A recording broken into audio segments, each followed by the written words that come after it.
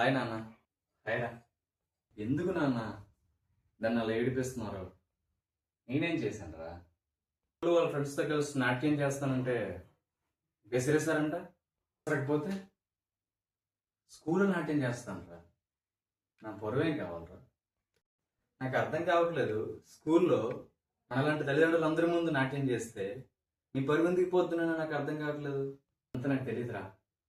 నేను స్కూల్లో నాట్యం చేయకూడదు. అందరి ముందు నా పరువు పోద్దురా. కానీ ఏమైనా జాతరలో నాట్యం చేస్తామంటుందా?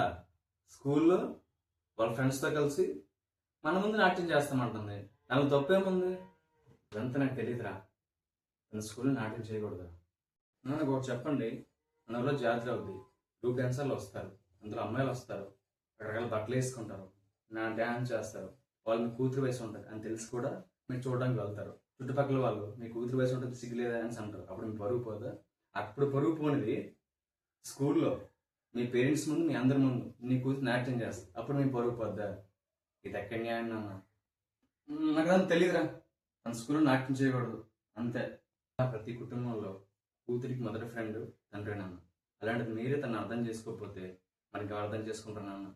ప్రతి విషయంలో మీరు చెప్పింది జరగాలి, మీరు చెప్పింది చేయాలని అని మీద రుద్దకన్నా నాన్న. అడ్జస్ట్ అవ్వలేదు అది. రేపొద్దున నచ్చింది చేయలేక, నచ్చినట్టు ఉండలేక రేపొద్దున అది అగత్యం చేసుకుందనుకో, బాధ్యత ఎవరిది నాన్న? చెప్పండి.